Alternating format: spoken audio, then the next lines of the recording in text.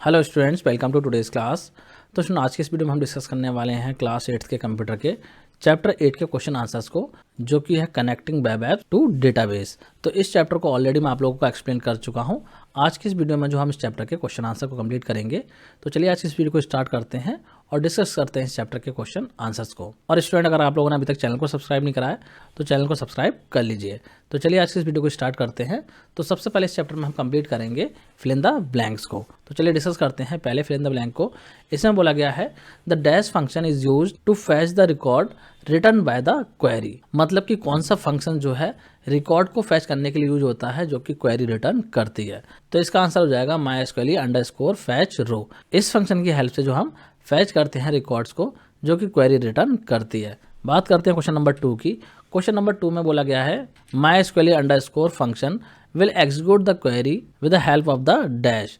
मतलब कि जो MySQL क्वेरी फंक्शन होता है वो किसकी हेल्प से क्वेरी को एग्जीक्यूट करता है। तो यहाँ पे क्या आएगा, यहाँ पे आ जाएगा आपका कनेक्शन की हेल्प से जो है ये क्वेरी को एग्जीक्यूट करता है। बात करते हैं क्वेश्चन नंबर 3 की। क्वेश्चन नंबर 3 में बोला गया है dash function is use to connect to the database. मतलब कि कौन सा फंक्शन जो है डेटाबेस से कनेक्ट करने के लिए यूज होता है। तो इसका आंसर हो जाएगा MySQL_select_db। ये फंक्शन होता है जिसकी हेल्प से हम क्या करते हैं, डेटाबेस को सिलेक्ट करते हैं। बात करते हैं क्वेश्चन नंबर 4 की। इसमें बोला जा रहा है DBMS concept first implemented in.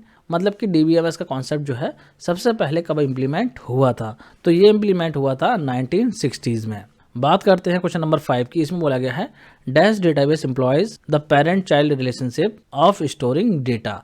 मतलब कि कौन सा DBMS जो है वो आपका पेरेंट चाइल्ड रिलेशनशिप को फॉलो करता है, इस फॉर्म में जो है डेटा को स्टोर करता है। तो इसका आंसर हो जाएगा हिरारिकल DBMS। इसमें जो है पेरेंट चाइल्ड रिलेशनशिप होती है, मतलब कि इस फॉर्म में डेटा स्टोर होता है। तो इस तरीके से कंप्लीट हो गए इस चैप्टर के फिल इन द ब्लैंक्स। तो मुझे लग रहा है आप लोग को क्लियर हो गए होंगे। अब बात करते हैं इस चैप्टर के ट्रू फॉल्स की। तो ट्रू फॉल्स की अगर हम बात करें तो पहला ट्रू फॉल्स है MySQL_select function connects the web app to the MySQL server. मतलब कि MySQL_select जो फंक्शन है इसकी हेल्प से आप क्या कर सकते हैं, वेब ऐप को MySQL सर्वर से कनेक्ट कर सकते हैं। तो ये स्टेटमेंट ट्रू या फॉल्स है। तो ये स्टेटमेंट बिल्कुल ट्रू है। इस फंक्शन की हेल्प से ही हम क्या करते हैं, MySQL सर्वर से कनेक्ट करते हैं अपने वेब एप्लीकेशन को। बात करते हैं क्वेश्चन नंबर 2 की। क्वेश्चन नंबर 2 में बोला जा रहा है the MySQL_select_db function sets the active connection with the database. मतलब कि ये जो फंक्शन है MySQL_select_db ये क्या करता है, सेट करता है एक्टिव कनेक्शन डेटाबेस के साथ में। तो इसका आंसर हो जाएगा फॉल्स। ये फंक्शन जो है ये काम नहीं करता है। बात करते हैं क्वेश्चन नंबर 3 की। तो इस क्वेश्चन में बोला जा रहा है MySQL is a popular relational database management system. मतलब कि जो MySQL है वो एक popular relational database management system है। तो इसका आंसर हो जाएगा ट्रू। ये बात बिल्कुल सही है। बात करते हैं क्वेश्चन नंबर 4 की। इसमें बोला गया है the object to be stored in the database have different attributes. मतलब कि जो ऑब्जेक्ट डेटाबेस में स्टोर हो रहा है तो उस ऑब्जेक्ट के जो है डिफरेंट एट्रीब्यूट्स होते हैं। तो आपको बताना है स्टेटमेंट ट्रू है या फॉल्स है। तो ये स्टेटमेंट बिल्कुल ट्रू है, इसीलिए इसका आंसर हो जाएगा ट्रू, क्योंकि जो ऑब्जेक्ट है उसके डिफरेंट एट्रीब्यूट हो सकते हैं। बात करते हैं क्वेश्चन नंबर 5 की। इसमें बोला गया है network DBMS support one two many relationships. मतलब कि जो नेटवर्क DBMS होता है उसमें वन टू मैनी रिलेशनशिप्स होती हैं। ये चीज़ यहाँ पे बोली जा रही है। तो ये स्टेटमेंट ट्रू या फॉल्स है। तो ये स्टेटमेंट हो जाएगा फॉल्स, क्योंकि जो नेटवर्क DBMS है उसमें होती है मैनी टू मैनी रिलेशनशिप और यहाँ पे दे रखा है वन टू मैनी रिलेशनशिप। तो इसीलिए जो है इसका आंसर फॉल्स हो जाएगा। तो इस तरीके से कंप्लीट होगा इस चैप्टर के ट्रू फॉल्स। मुझे लग रहा है आप लोग को समझ में आ गए होंगे। अब बात करते हैं इस चैप्टर के अगले सेक्शन की, जो कि है सेक्शन C। तो इस सेक्शन में दे रखे हैं एप्लीकेशन बेस्ड क्वेश्चंस। तो चलिए इन क्वेश्चंस को भी डिस्कस कर लेते हैं। बात करते हैं पहले क्वेश्चन की। तो पहले क्वेश्चन में बोला गया है Anil is creating DBMS that will store detail of the teachers and classes they are teaching suggest the kind of DBMS Anil should use. मतलब कि यहाँ बोला जा रहा है कि अनिल जो है क्रिएट कर रहा है DBMS को। बेसिकली जो है वो डेटाबेस को क्रिएट कर रहा है और इस डेटाबेस में क्या स्टोर होगा, टीचर्स की डिटेल स्टोर होगी और उनकी क्लासेस की डिटेल स्टोर होगी जिन क्लासेस को वो पढ़ा रहे हैं। तो इस काम को करने के लिए अनिल को जो है कौन सा DBMS जो है यूज करना चाहिए। तो इसका आंसर हो जाएगा RDBMS। मतलब कि जो रिलेशनल डेटाबेस मैनेजमेंट सिस्टम होता है उसको जो है अनिल को यूज करना चाहिए इस काम को करने के लिए, क्योंकि ये जो DBMS है वो सबसे ज्यादा पॉपुलर DBMS है और सबसे ज्यादा आज के टाइम में यूज हो रहा है और यहाँ पे जो है रिलेशनशिप का कॉन्सेप्ट भी होता है। तो इसीलिए जो है उसे इसका यूज करना चाहिए। बात करते हैं क्वेश्चन नंबर 2 की। क्वेश्चन नंबर 2 में बोला जा रहा है Akshay want to fetch the record from a table name teacher, he want to create a query and execute it, help Akshay to write the syntax for the same. मतलब कि अक्षय को जो है रिकॉर्ड को फैच करना है टेबल में से, और टेबल का नाम यहाँ पे दे रखा है, टेबल का नेम है टीचर। तो इस टीचर वाली टेबल से जो है उसे एक रिकॉर्ड को फैच करना है, बेसिकली एक रिकॉर्ड को एक्सेस करना है। तो इस काम को करने के लिए जो है उसे एक क्वेरी क्रिएट करनी है और उसको फिर एग्जीक्यूट भी करना है। तो आपको जो है यहाँ पे सिंटैक्स लिखना है कि इस काम को वो कैसे कर सकता है। तो चलिए बात करते हैं आंसर की। देखिए क्वेरी को जो है वो इस तरीके से क्रिएट कर सकता है और यहाँ पे इस तरीके से कमांड लगा देगा सेलेक्ट स्टार फ्रॉम टीचर्स। तो इस क्वेरी से क्या होगा, जो रिकॉर्ड्स होंगे वो सारे के सारे कहाँ आ जाएंगे, इस क्वेरी वाले वेरिएबल के पास आ जाएंगे। और उसके बाद में इस क्वेरी को जो है एग्जीक्यूट कर सकता है MySQL _ फंक्शन की हेल्प से। यहाँ पे डाल देगा वो कनेक्शन वेरिएबल को और उसके बाद में जो सिलेक्ट क्वेरी वाला वेरिएबल है इसको यहाँ पे लिख देगा। तो इस तरीके से क्वेरी एग्जीक्यूट होकर इसका डेटा जो है डेटा वाले वेरिएबल के पास चला जाएगा। तो इस क्वेश्चन के आंसर में बस आपको इतना ही लिख देना है। अब हम डिस्कस करेंगे इस चैप्टर के डी सेक्शन को। तो डी सेक्शन में कुछ क्वेश्चंस हैं, तो इन क्वेश्चंस को भी हम डिस्कस कर लेते हैं। पहले क्वेश्चन की अगर हम बात करें तो इसमें बोला जा रहा है what is database, give examples. मतलब कि आपको बताना है कि डेटाबेस क्या होता है और उसके आपको एग्जाम्पल भी यहाँ पे देने हैं। तो चलिए डिस्कस करते हैं इसके आंसर को। तो डेटाबेस की अगर हम बात करें तो डेटाबेस क्या है, सिस्टमेटिक कलेक्शन ऑफ डेटा। मतलब कि डेटा का सिस्टमेटिक कलेक्शन जो होता है उसको हम डेटाबेस बोलते हैं। और डेटा जो रहता है डेटाबेस में वो कैसा रहता है, ऑर्गेनाइज फॉर्म में रहता है, जिससे कि जो डेटा का मैनेजमेंट होता है वो इजी हो जाता है। और कंप्यूटर में डेटा मैनेज करने के लिए आपको ज़रूरत पड़ती है डेटाबेस मैनेजमेंट सिस्टम की। ये जो है आपका डेटाबेस को मैनेज करता है।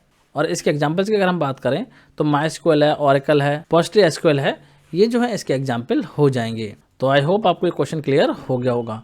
बात करते हैं क्वेश्चन नंबर 2 की। तो क्वेश्चन नंबर 2 में बोला गया है differentiate between network and relational DBMS। मतलब कि जो नेटवर्क DBMS होता है और जो रिलेशनल DBMS होता है उसमें आपको डिफरेंस बताना है।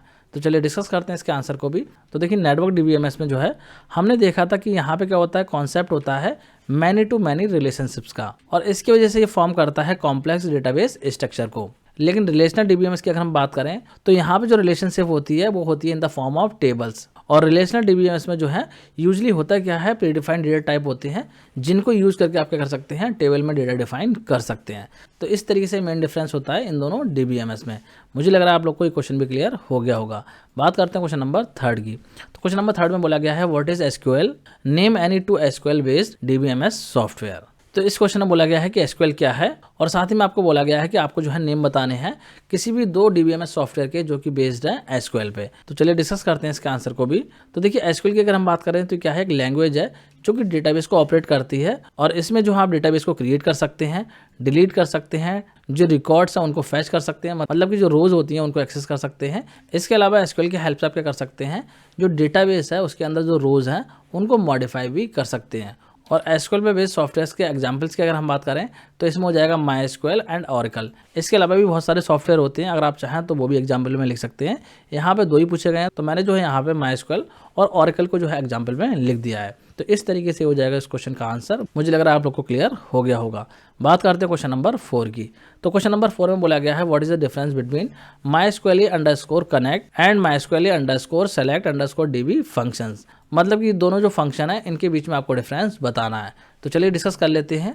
तो देखिए MySQL कनेक्ट की अगर हम बात करें तो ये जो फंक्शन होता है वो क्या करता है, वेब एप्लीकेशन को आपके MySQL सर्वर से कनेक्ट करता है। और MySQL_select_db जो फंक्शन है इसकी हेल्प से हम क्या करते हैं, सेट करते हैं एक एक्टिव कनेक्शन को डेटाबेस के साथ में। तो इस तरीके दोनों ही फंक्शन जो है डिफरेंटली वर्क करते हैं। तो ये हो जाएगा इस क्वेश्चन का आंसर। बात करते हैं अगले क्वेश्चन की जो कि क्वेश्चन नंबर 5।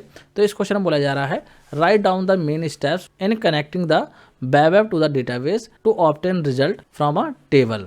मतलब कि मेन स्टेप्स आपको बताने हैं जिससे कि जो है आप कनेक्ट करके वेब ऐप को डेटाबेस से रिजल्ट को ऑब्टेन कर पाएं किसी भी टेबल से। तो इस काम को करने के लिए जो है आपको यहाँ पे स्टेप्स लिखने हैं। तो चलिए बात करते हैं इसके आंसर की। तो देखिए सबसे पहले हम क्या करते हैं, कनेक्शन क्रिएट करते हैं MySQL सर्वर से। उसके बाद में हम कनेक्शन क्रिएट करते हैं डेटाबेस से, मतलब कि डेटाबेस को सेलेक्ट कर लेते हैं। देन थर्ड स्टेप में जो हम MySQL की क्वेरी क्रिएट करते हैं जिससे कि जो डेटा है वो हम टेबल से फैच कर सके। तो इस काम को करने के लिए हम क्या करते हैं, MySQL की क्वेरी को क्रिएट करते हैं और फिर जो हम लास्ट में जो क्वेरी का रिजल्ट है उसको डिस्प्ले करा देते हैं। ये देखिए स्टेप यहाँ पे लिख लेना है, स्टेप 5 करके। ये गलती से आगे लिख गया है तो आप लोग जो है इसको नेक्स्ट लाइन में लिख लेना।